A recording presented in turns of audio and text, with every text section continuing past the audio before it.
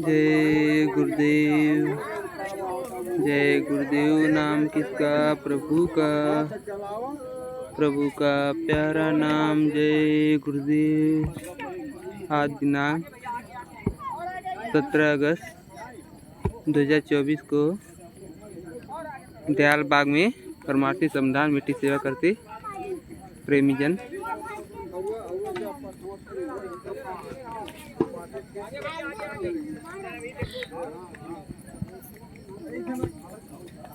अरे बहनी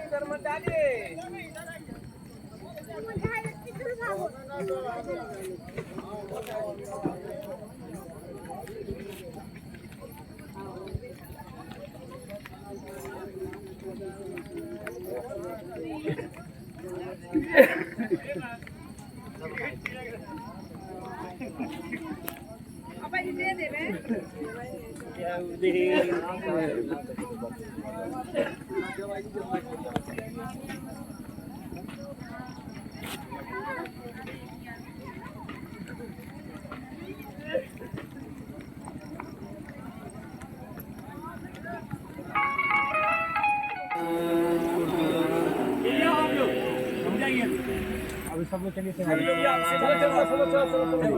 में चलिए।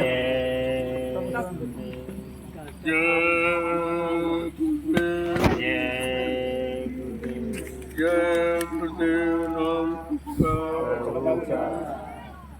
जय गुरु नाम प्रभु का, जय गुरुदेव नाम प्रभु का, प्रभु का प्यारा। जय गुरुदेव। सभी सत्संगी प्रेमी ज्ञान से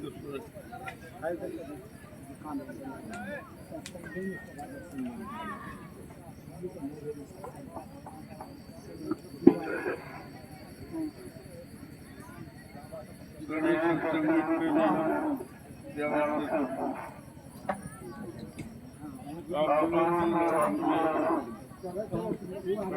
से सेवा कर रहे हो। दूरी पड़ जाता।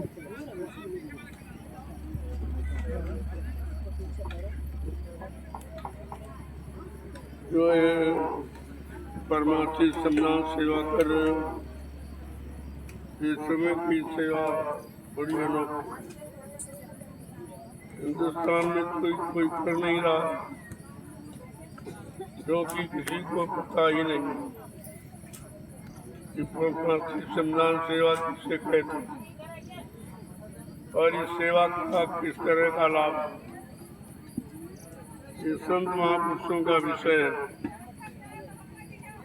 उन्होंने कलयुग के जीवों के लिए के आधार रखा, क्योंकि कलयुग का जीव और तो कोई सेवा कर नहीं सकता, न तपस्या त्याग कर सकता, न संयम कर सकता, न भजन कर सकता है, न सत्संग वचनों को याद रख सकता। तो उसके लिए ये सरल और सहज ये परमार्थी सम्मान सेवा रखती है। इसको करके उस सब तरह का लाभ प्राप्त कर सकते। भजन का भी लाभ प्राप्त करेगा, सत्संग वचनों का भी लाभ प्राप्त। इसलिए कलयुग के जीवों के लिए संत महापुरुषों ने दया की और एक सरल आधार आपके जीवन में। अब आपको बड़ी समझदारी के साथ इस सेवा का लाभ ले लेना। जो चूक गए उन्हें पछताना पड़ेगा, क्योंकि ये सेवा हर हमेश नहीं होती। कभी कभी जब ऐसी मौज जीवों पर होती है, तब ऐसी सरल सेवा बना के तैयार कर और अपने जीवों को धीरज से लाते देते। दुनिया के लोग देखते रहेंगे लेकिन समझ नहीं पाएंगे और इस सेवा को करके लाभ भी नहीं प्राप्त कर सकते। उनकी समझ में नहीं आ रहा है क्या हो। तो देख रहे हैं मिट्टी ढो रहे हैं जंगल साहब की, उनको ये नहीं मालूम है मिट्टी तो हिंदुस्तान में सब जगह, लेकिन ये भूमि कुछ अनोखी भूमि जहाँ 88,000 ऋषियों ने तपस्या की। इस भूमि को पावन पवित्र बनाया और कहा इस भूमि का लाभ उनको मिलेगा जब इस भूमि पर किसी संत के साधक नाम की साधना करने आएंगे, उनको इस भूमि का लाभ मिलेगा, बाकी किसी की। तमाम गांव बस गए, शहर कस्बे बस गए, लेकिन इस भूमि का लाभ जो मिलना चाहिए वो किसी को नहीं मिला। और सब के सब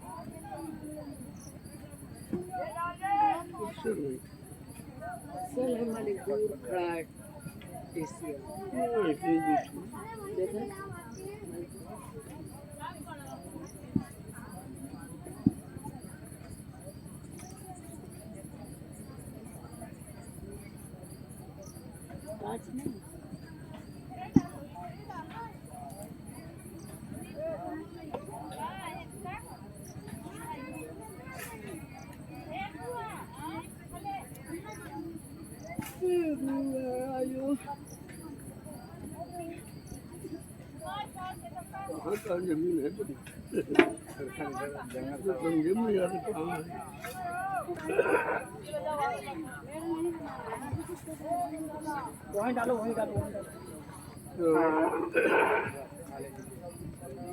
जमीन का अर्थ अलग, जमीनों तो दुनिया में सब जगह, जमीन का लाभ अलग। इतनी बड़ी संख्या में विश्व में कहीं कोई जगह ऐसी नहीं है जहाँ पर 88,000 ऋषियों ने तपस्या। ये केवल उत्तर प्रदेश में सीतापुर जिले में और नैमिषारण्य एक धार्मिक स्थल है। इसी नैमिषारण्य में 88,000 ऋषियों ने तपस्या की। उस भूमि को गौरवान बनाया और इस भूमि का लाभ अलग रखा। जबकि किसी भूमि पर आप चले जाओ कोई लाभ नहीं, घर मकान दुकान बना सकते हो, लेकिन ये लाभ जो ऋषि मुनि महात्माओं ने यहाँ तपस्या की हजारों हजार वर्ष, वो लाभ किसी भूमि पर नहीं है। इसीलिए भूमि का चुनाव किया गया और आप सबको इस भूमि पर ले आया। इसके लिए परमार्थी सेवा, परमार्थी सेवा का लाभ बिल्कुल अलग है, जिसे न कोई जानता न कोई समझता और न इतनी जल्दी समझ में किसी के आएगा। सब लोग देख रहे हैं लेकिन समझ कोई नहीं पा रहा। तो जो संत महापुरुष प्रकाशदर्शी हैं वो भूत भविष्य वर्तमान को जानने वाले, वो सब देख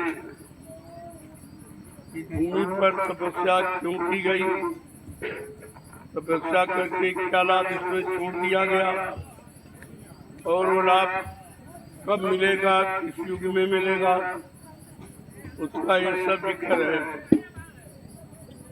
लेकिन जानकारी न मिलने के कारण लोग इस भूमि से अधिक हैं, क्योंकि संत महापुरुष तो अभी कलयुग में आए, तो सतयुग त्रेता द्वापर में जो तपस्या की तो उसका लाभ उनको भी नहीं मिला। केवल भूमि को पवित्र पावन बना दिया। अब जब कजू में संत गोस्वामी जी महाराज आए, जिन्होंने रामचरितमानस लिखा, उसमें उन्होंने इस भूमि का वर्णन किया कि तीरथ वर नैमिष विख्याता अति पुनीत साधक शुक्ला। ये नैमिषारण्य तीर्थों का महातीर्थ राजा और पावन पवित्र है। इस भूमि पर जब किसी संत के साधक नाम की साधना करने आएंगे, उनको इस भूमि का लाभ मिलेगा। आज जो समय आ गया इस भूमि का लाभ पाने के लिए, और धीरज से आपको ले आया। ये जानकारी किसी को मालूम नहीं है, लेकिन आपको ले आया और आप उस परमार्थी सेवा का लाभ उठा रहे हैं। देखने वाले भी नहीं समझ पा रहे हैं, उनकी बुद्धि नहीं काम कर रही कि आखिरकार ये जंगल में ये लोग क्यों, और एक जगह से नहीं, लगभग पूरे हिंदुस्तान लोग चले आ रहे हैं। इस जंगल में कुछ उन्हें दिखाई दे रहा, उनको कुछ एहसास हो रहा है। ऐसे कोई नहीं है, जिनको एहसास हो रहा है वो भागे चले आ रहे, वो किसी के रोके रुकने वाले नहीं है, क्यों उनको इस भूमि का अनुभव आभास हो रहा। ये भूमि का लाभ क्या है, बाकी देखते रह जाएंगे, समझ कुछ नहीं।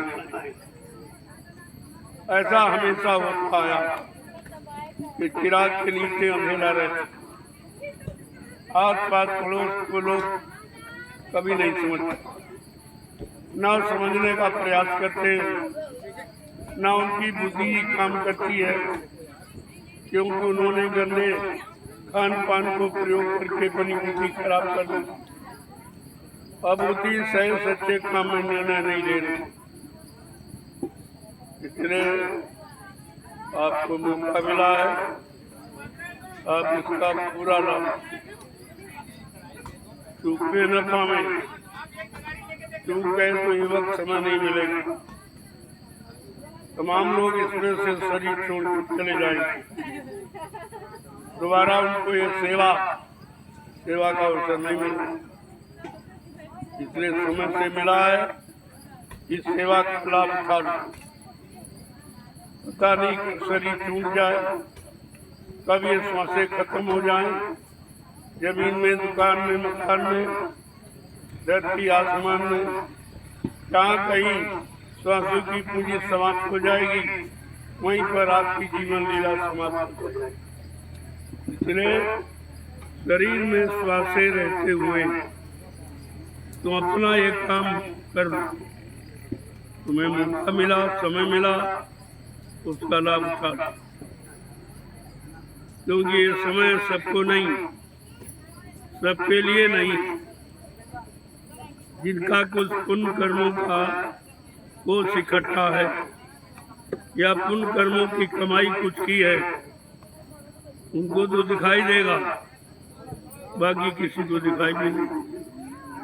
तो यही हो रहा है, जब तुम्हारे पास पुण्य कर्मों की कमाई है नहीं, और आज भी आप पुण्य कर्म करते नहीं, पाप कर्म करते, तो फिर ये लाभ तुम्हारे हक में नहीं, और ना तुम इसे समझ पाओगे, न कर पाओगे। तुम्हारा जीवन व्यर्थ में चला जाएगा, फिर न ये मानव जीवन मिलेगा, न ये लाभ आपको मिलेगा। इसलिए समय से जागकर खेत अपना काम बना लें, ये आपके लिए अच्छा रहेगा। समय का कोई कयाम नहीं, कब कहाँ पूरा हो जाए, और उसकी जानकारी भी किसी को नहीं। संत महापुरुषों के तुमको तुम्हारी हर श्वास का पता है, कितनी रह गई है, कितनी आपने खर्च कर डाली। अब इन श्वासों को कहाँ प्रयोग करना, कहाँ लगाना है और किस तरह से लाभ प्राप्त करना है, यही आपको समय से सीख शिक्षा दी। सारे को समझोगे तो काम जल्दी हो जाए। और सबको बताया, सुनाया बताया सबको जा रहा, लेकिन सुनेंगे समझेंगे कोई बिरले ही, सब नहीं समझ पाएंगे। लेकिन ये नहीं कह सकते कि हमको बताया नहीं।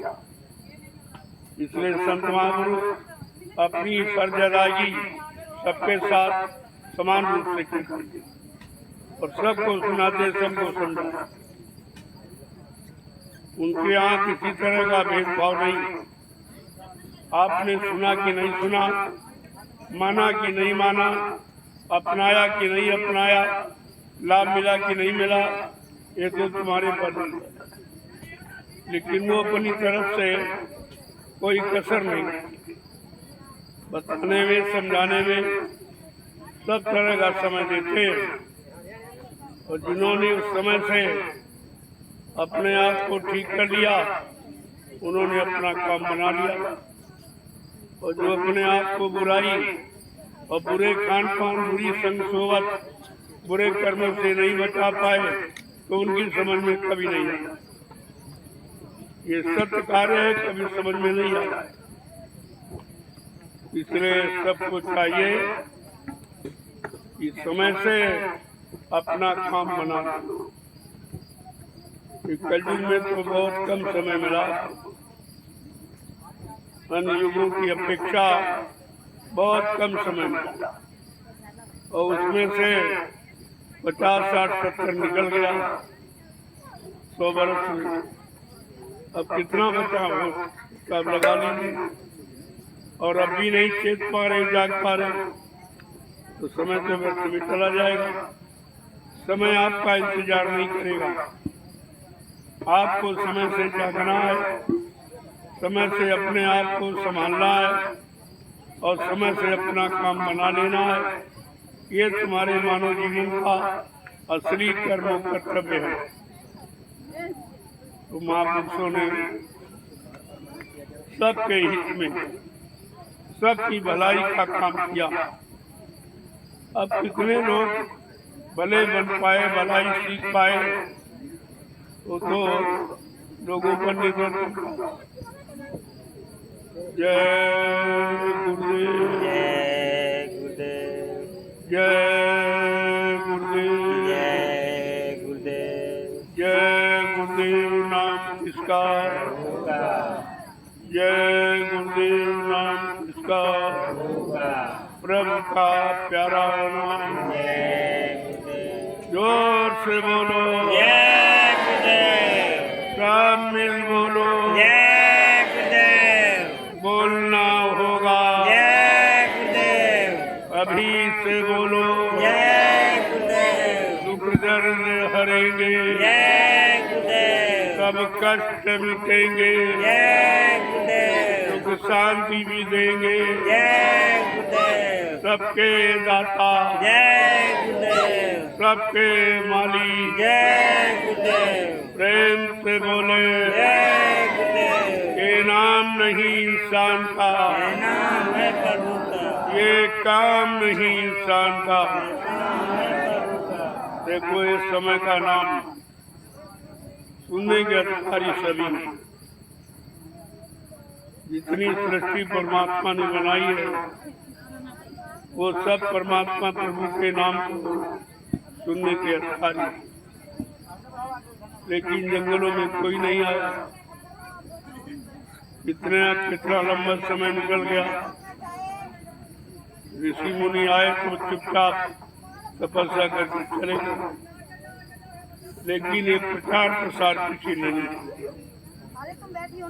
समय के प्रभु परमात्मा के नाम की जानकारी इन जंगलों में किसी ने नहीं। और जंगल में भी जीवात्माएं हैं, इन पेड़ों में जीवात्मा है, तभी तो ये जिंदे खड़े। जीवात्मा निकल जाएगी तुरंत सूख जाएगा पेड़, बेकार हो जाएगा। ये जो हरा भरा और फल देने वाला ये जीवात्मा के, इसीलिए पेड़ को काटना ये हत्या के बराबर, मनुष्य हत्या और पेड़ों को काटना ही बराबर।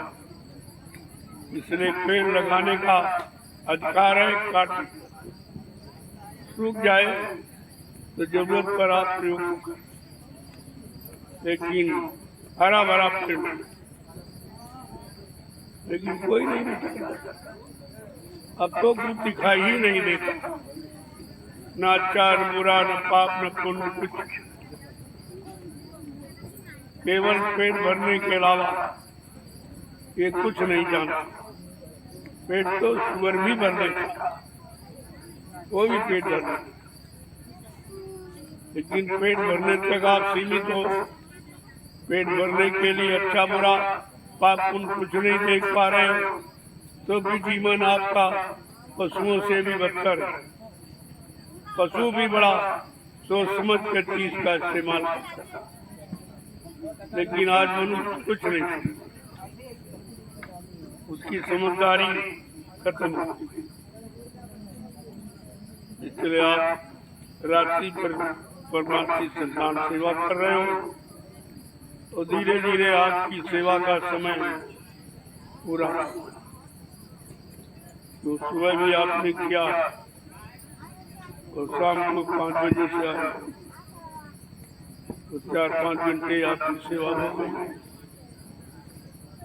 इसलिए अब धीरे धीरे आप जो बैठ गए या थक गए हैं वो आकर प्रसाद, लेकिन अभी आपको लगभग 25 डलिया डाली है, 25 ये डाल दीजिए और आ जाइए प्रसाद ले लीजिए। इतनी सेवा आपको करनी है और इसके बाद आप प्रसाद ले लीजिए ताकि आपकी थकावट दूर हो जाए और शरीर की तमाम बीमारी प्रसाद से और सेवा से दोनों से आपको। तो जल्दी से 25 डलियों का अभियान पूरा करो और आगे प्रसाद दो। जय गुरुदेव, जय गुरुदेव, जय गुरुदेव, जय गुरुदेव, जय गुरुदेव। नाम किसका? प्रभु का, प्रभु का प्यारा नाम। जय गुरुदेव। अब आप लोग जल्दी से अपना अभियान करो। देखो ये 25 का लाभ है क्योंकि ये आप हमारे सामने डालोगे। आपने पीठ पीछे कितनी डाली कि नहीं डाली, लेकिन 25 हमारे सामने, इसकी गारंटी है लाभ देने की। तो आप जल्दी से ये अपना अभियान 25 डलिया का पूरा और आ जाओ। जय